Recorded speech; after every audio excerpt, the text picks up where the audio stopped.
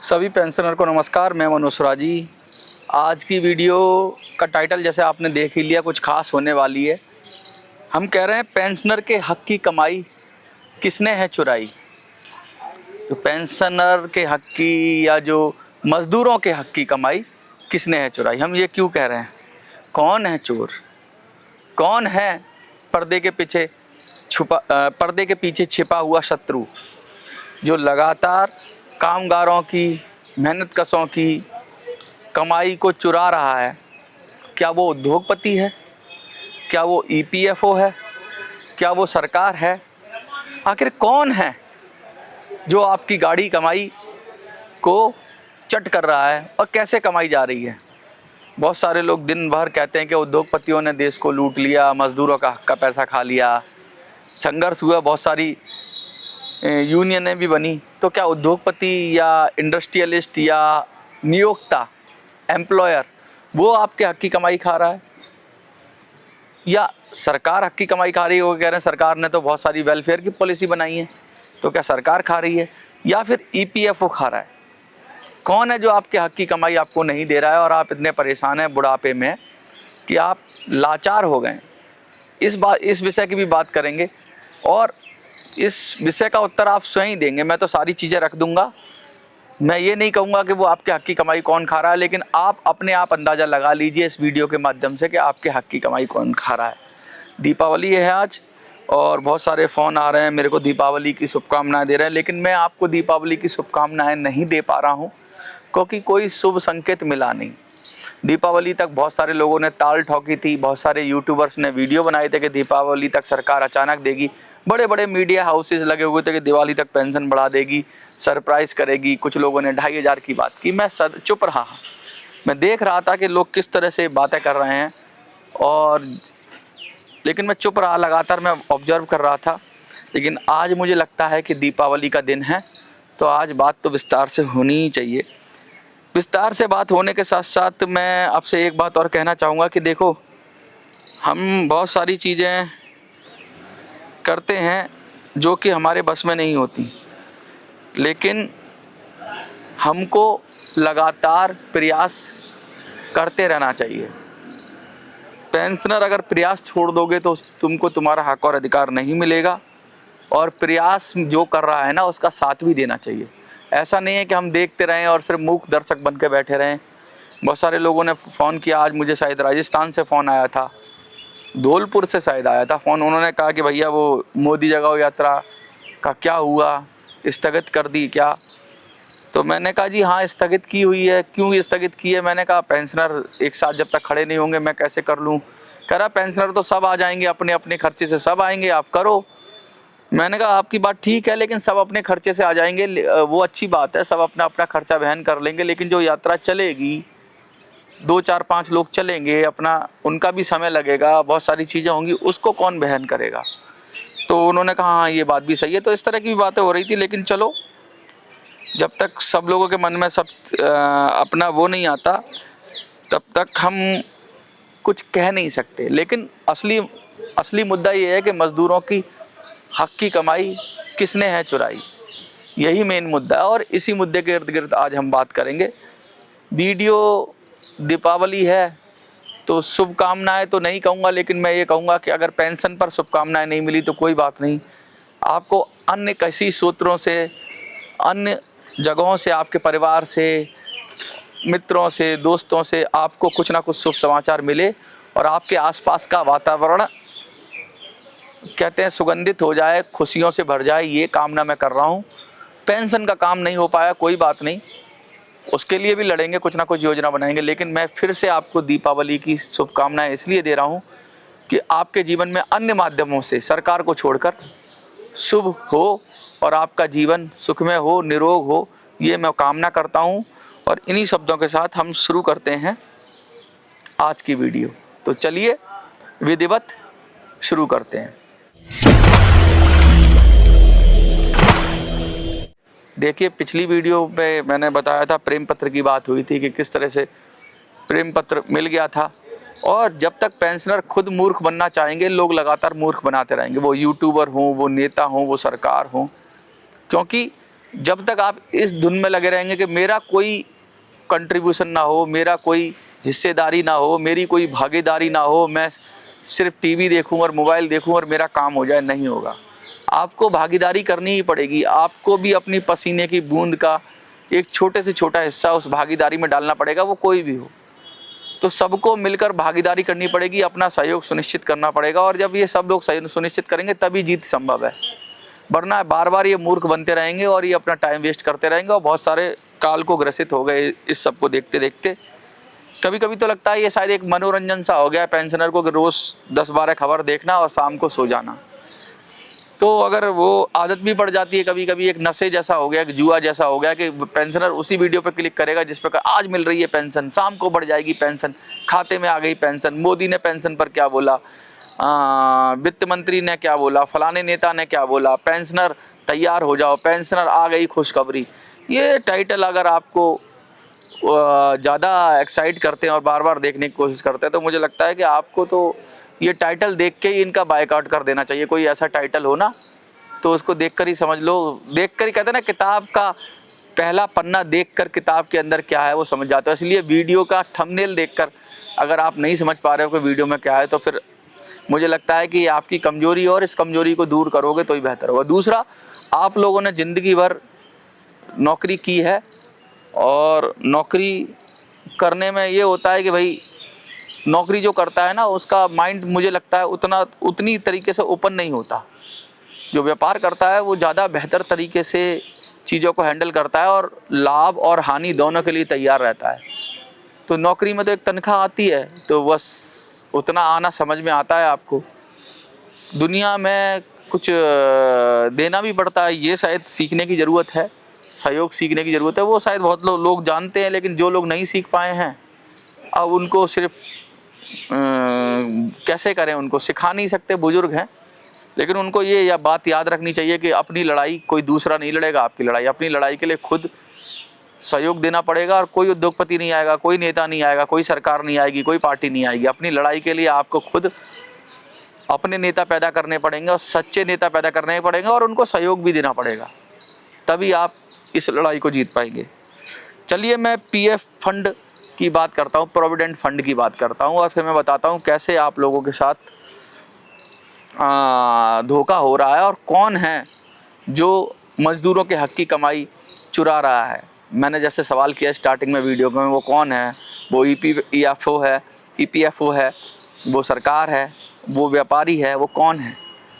तो जब EPF employ provident fund की जब कॉन्सेप्ट थी, तो उसके लिए ये कहा गया था कि भाई जैसे सरकारी लोग हैं उनको बुढ़ापे में एक तरह का पैसा मिलता है जिससे उनका जीवन सिक्योर हो जाता है, क्योंकि नौकरी करी पूरी ज़िंदगी किसी के लिए, तो बुढ़ापे में तो कुछ ना कुछ ऐसा पैसा में हाथ में आना चाहिए, पैसा जिससे अपना घर बना लें, अपनी और जो बुढ़ापे में जो बीमारियां हैं और अन्य खर्चे आ जाते हैं बुढ़ापे में, बच्चों की परवरिश हो गई या उनकी शादी हो गई या उनका सेटअप करने वाली बात हुई, अपना फिर से कुछ क्योंकि 60 साल के बाद ज़रूरी थोड़ी ना आदमी के बिल्कुल काम ना करे, कुछ अपना कारोबार सेट करना है, तो एक लमसम एक भविष्य निधि समझ लीजिए, एक पैसा इकट्ठा करने के लिए सरकार ने एक पीएफ की शुरुआत की। और अच्छी चीज़ थी, अच्छी चीज़ ये थी कि भाई इसमें एक पैसा आदमी को मिल जाता था और ब्याज रहित पैसा था, ब्याज नहीं, वो सॉरी माफ़ करिएगा, टैक्स रहित, मतलब टैक्स की भी छूट थी उसमें। और इसके साथ साथ एक और अच्छी बात की कि भाई उसके भविष्य के लिए, कर्मचारी के भविष्य के लिए, कर्मचारी कुछ कंट्रीब्यूशन देगा और कुछ व्यापारी कंट्रीब्यूशन देगा जिसके पास वो काम कर रहे हैं, तो आधा आधा दोनों का कंट्रीब्यूशन मिला के ये फंड एक जनरेट किया गया जो आपके भविष्य के लिए था। और बहुत अच्छी चीज़ थी और अच्छी चीज़ है, मैं इसमें, क्योंकि इसकी भावना ठीक थी, इसकी भावना अच्छी थी। और इस भावना में क्या था, 12% के करीब जो कर्मचारी है उसकी जेब से जाएगा और 12% के करीब जाएगा उस नियोक्ता की जेब से, तो टोटल 24% हो गया। वो बेसिक सैलरी और डीए वाला जो आप प्रावधान है वो तो आपको पता ही है। तो कहने का मतलब है कि आपने आप कर्मचारी हैं, आप मजदूर हैं, आपने एक हिस्सा डाला और एक हिस्सा डाला नियोक्ता ने, यानी जो आपको काम दे रहा है। लेकिन इसको जो दो पैसा था, इसको दो हिस्सों में डाला गया, एक तो पेंशन के लिए डाला गया और एक पीएफ में डाला गया। तो आपका जो 12% था, जहाँ तक मुझे पता है, अगर मैं गलत हूँ तो मुझे ज़रूर करेक्ट करिए आप, कि जो आपके हिस्से का 12% था वो तो पीएफ में डाल दिया। पीएफ यानी प्रोविडेंट फंड में, यानी उस पर ब्याज भी मिलेगा, चाहे जो भी सरकार तय करेगी, और वो ब्याज लगते लगते वो अच्छा पैसा हो जाएगा। अगर आप नहीं निकालते हैं तो आपके 12% से जो इकट्ठा होकर वो बहुत अच्छा पैसा हो जाएगा और आपको मिलेगा, जो मिलता भी है रिटायरमेंट पे, ठीक है। और दूसरा हिस्सा आ गया किसका, नियोक्ता का 12%। लेकिन यहीं पे खेला हो गया, जो नियोक्ता का है 12%, उसमें से 8.33% पेंशन फंड में डाल दिया। यानी कि नियोक्ता का 12% में से 8.33% फंड में डाला, तो 3.5 पौने 4% करीब करीब बच गया। वो पैसा डाला है पीएफ के अंदर। तो जो 4% के करीब पैसा बचा है, लगभग 4% से कम, वो तो सही है, वो पीएफ में जा रहा है, तो उस पर ब्याज भी मिल रही है, सब कुछ मिल रहा है। और ये किसका पैसा है, व्यापारी का पैसा है या नियोक्ता का पैसा है, एम्प्लॉयर का पैसा है। तो आपका 12% से कोई छेड़छाड़ नहीं है, लेकिन अभी कोशिश कर रहे हैं कि उसको निकालने के लिए मुश्किल कर रहे हैं कि भाई 12% में बहुत सारे नियम बना दिए गए कि आप नहीं निकाल पाएंगे। कुछ नियम ये भी हैं कि चलो भाई कि नहीं निकाल पा रहे हैं, मजबूरी में किसी को निकालना है तो क्या करेगा, तो प्रावधान अलग होना चाहिए। देखिए लगातार फ़ोन बज ही रहा है आपका, लेकिन मैं अब उठा नहीं पाऊँगा फ़ोन को, क्योंकि मैं एक वीडियो कर रहा हूँ, तो माफ़ करना जिस किसी का भी फ़ोन है इस समय कर रहे होंगे। तो मैं फिर से आपको बता रहा था कि 12% जो पैसा है वो तो आपका, वो तो जा रहा है पीएफ में, लेकिन जो उद्योगपति का 12% है जो आपके हित में होना चाहिए था, उसमें से 8.33 है ना, 8.33% पेंशन के नाम पर ईपीएफओ एक ईपीएस 95 स्कीम में डाल देता है और 0.25% पीएफ में डाल देता है। तो ये जो 12 और 4% के लगभग है, इस पर तो ज़्यादा दिक्कत नहीं है, इस पर तो ब्याज भी मिल रही है, इस पर बहुत सारी निकालने में दिक्कत हो गई। अभी नए नियम बनाए ईपीएफ ने, लेकिन ये सही है, कुछ हद तक ये सही है। तो ये 12 और 4 16% जो पैसा है वो ठीक जगह पे है, और थोड़ा इसके अंदर और अगर अच्छा हो जाए, हर साल सरकार ब्याज भी बताती है तो कोई दिक्कत नहीं है। असली खेल है ये 8% का, 8.33% का। ये जो पैसा गया, इस पर ना तो आपको कोई ब्याज मिलेगी, इस पैसे से सब कह रहे हैं कि पेंशन बनेगी। तो जो व्यापारी ने पैसा दे दिया, तो व्यापारी तो चोर नहीं है ना, व्यापारी ने तो अपने हिस्से का 12% दे दिया। अब ये गया किसके पास, ये गया ईपीएस 95 स्कीम में। अब सरकार ने क्या कहा कि भाई इस स्कीम के जरिए हम आपको पेंशन देंगे बुढ़ापे में, और पेंशन आपको देख रहे हो क्या हाल है, पेंशन के तो लाले पड़े हुए हैं, पेंशन तो क्या ही मिलेगी। तो ये जो 8-8.5% पैसा है, इसमें सरकार ने सोचा कि थोड़ा सा हम, ऐसा है हमें कंट्रोल करना है इस पैसे को, तो थोड़ा सा हम भी इसमें मिला देते हैं।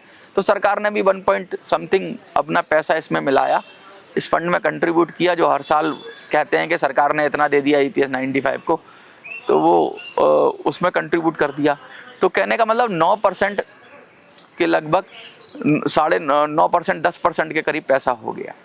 ये जो पैसा है ये सब किसके हाथ में आ गया, ईपीएफओ ईपीएस 95 स्कीम के हाथ में, या सरकार के हाथ में, इनडायरेक्टली कह दें तो यही। अब सरकार समझ लो, ईपीएफओ समझ लो, इसके हाथ में वो जो 8%, 8.25% के करीब पैसा था, 8.5% से थोड़ा कम, वो सीधा सीधा जो पेंशनर का पैसा था, जो कामगार का पैसा था, जो उद्योगपति ने दे दिया, वो इनके पाले में आया। तो जिम्मेवारी किसकी बनती है उस पैसे से सही रिटर्न की। अगर वो पैसा प्रोविडेंट फंड में होता तो हम ये नहीं कहते कि भाई इसकी ब्याज ही लगा लो तो बहुत ज़्यादा हो जाएगी।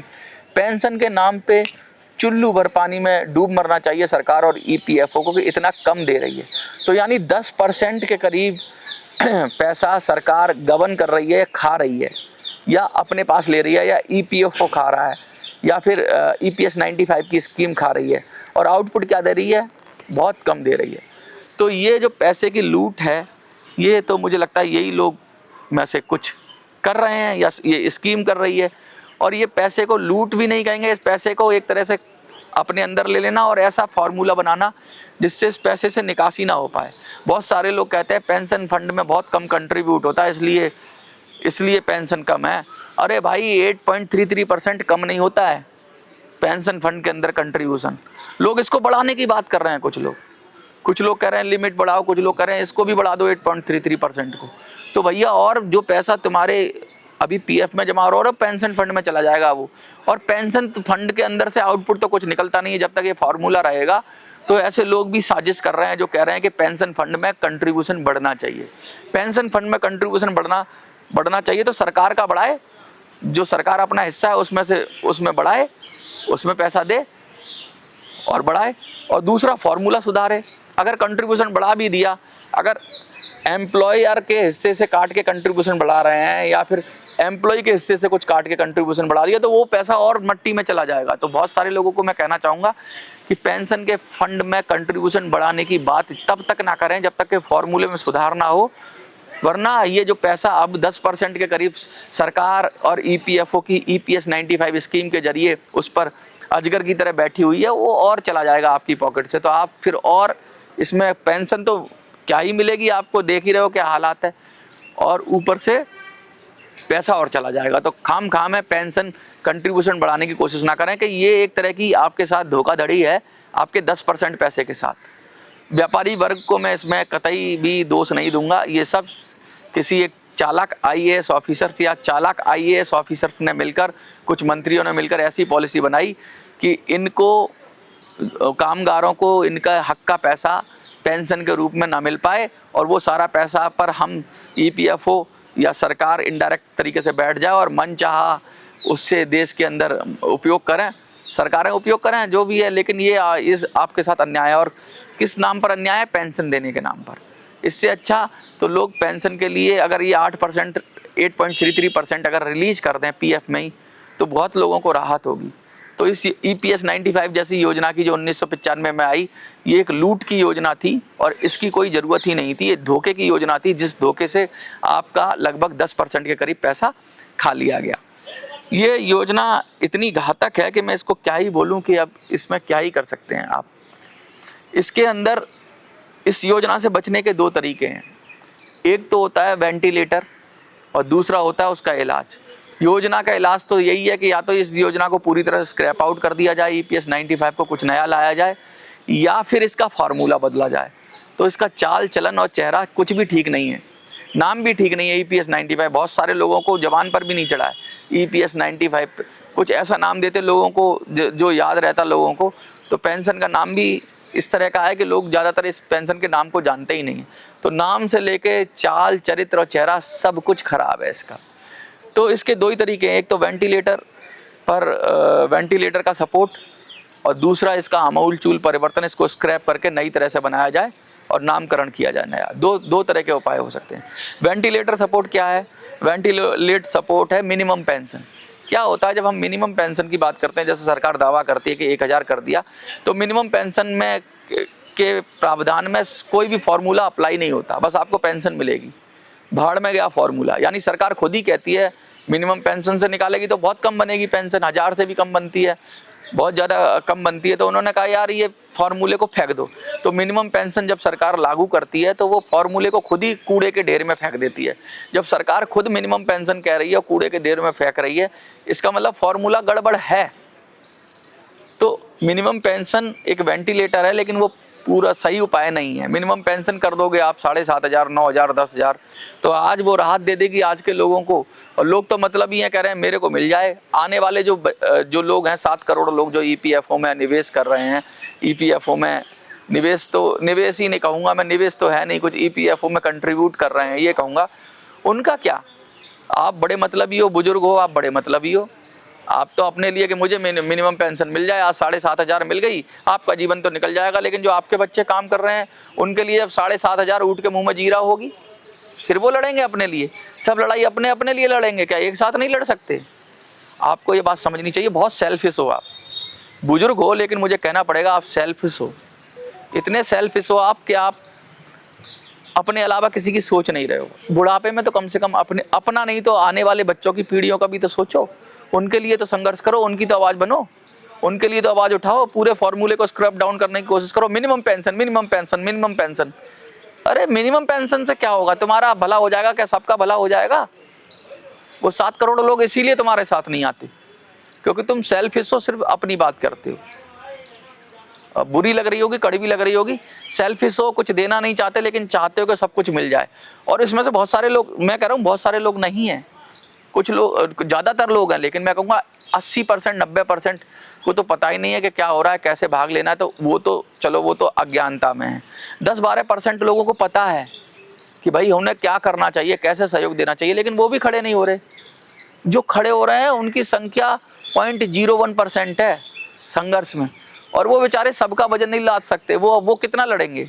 वो कहेंगे जब किसी को नहीं पड़ी तो मुझे ही क्या पड़ी है। तो मैं उन सब, फिर भी मैं कहते हैं ना, गुरु गोविंद सिंह ने 5 लोग बोले थे कि 5 लोग मिल जाए मुझे। तो ऐसे कितने लोग हैं आपके बीच में? मुझे लगता है 5 भी नहीं हैं जो पूरी दम से, जिन्होंने जान अपनी हथेली पे लेके लड़ जाएं। लोग कहते हैं आमरण अनशन कर लो, आमरण अनशन कर लो। कौन करेगा आमरण अनशन? जो ये आइडिया दे रहा है वो करेगा क्या आमरण अनशन? क्या बैठेगा भूख पे? कोई अगर ऐसी भूख हड़ताल पे बैठे तो कमेंट में मुझे लिख के बताए, मैं बात करता हूँ उससे। दूसरे को शहीद कर दो, भगत सिंह बना दो, सब कुछ बना दो, अपने लिए अपना पसीना भी मत दो। ऐसे थोड़ी ना होता है। जो आप खुद कर सकते हो आइडिया, वही दूसरे को दो, ज्ञान दो। कोई कहता है रेल रोक दो, ट्रेन रोक दो, ये रोक दो, सड़क रोक दो। वो जो आइडिया दे रहा है वो जाकर रोक सकता है क्या?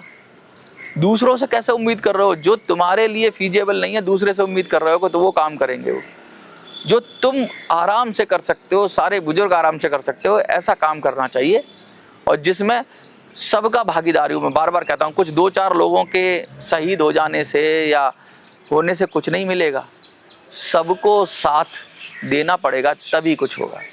दीपावली है, आप सबको शुभकामनाएं दे रहा हूँ, लेकिन सीधा सीधा ये बता रहा हूँ कि मज़दूरों के हक की कमाई किसने खाई? तो मुझे तो लगता है EPS 95 योजना के जरिए इस योजना के माई बापों ने खाई, क्योंकि 10% के लगभग पैसा व्यापारी वर्ग से आ गया, सरकार का भी कंट्रीब्यूशन आ गया, लेकिन वो एक ऐसे कुएं में चला गया, ऐसी अंधी खाई में चला गया, ऐसे गहरे तालाब में चला गया जहाँ से उसको निकाल पाना टेढ़ी खीर है। पेंशन के रूप में जो भी मिल रहा है वो बहुत कम है और उसका आउटपुट 0 है, नील बटा सन्नाटा है। इससे अच्छा तो इस पैसे को, पेंशन को बंद करके EPFO को प्रोविडेंट फंड में डाल देना चाहिए। कम से कम एम्प्लॉई को, कम से कम कामगार को, कम से कम मजदूर को उसके हक के पैसे की ब्याज सहित मिलेगी। और उसको अगर अपने रिटायरमेंट के समय 20 लाख मिल रहे होंगे तो कम से कम मुझे लगता है कि 10% और बढ़ने से वो 40 लाख हो जाएंगे और दुगना उसका PF हो जाएगा। थोड़ा कम रहेगा लेकिन दुगने तक भी हो सकता है। तो क्यों ना इस पेंशन का नाटक बंद किया जाए और सरकार के हाथ से अपना भविष्य, सरकार ने जो अपने हाथ में लिया है तो भविष्य अंधकार में हो ही गया है, तो सरकार के हाथ में भविष्य ना देके अपना भविष्य अपने हाथ में लिया जाए, क्योंकि अपने हाथ में जो चीज़ होती है उसी को आप कंट्रोल कर सकते हो। वरना तो कटोरा लेके सरकार के सामने भीख मांगते रहो। सरकार की मर्जी, दे तो दे, ना दे तो श्रम मंत्री की तरह लव लेटर पकड़ाती रहे और आप तमाशा देखते रहो। आपको क्या लगता है कमेंट में लिखिए। देखते रहिए मिनी संसद। धन्यवाद।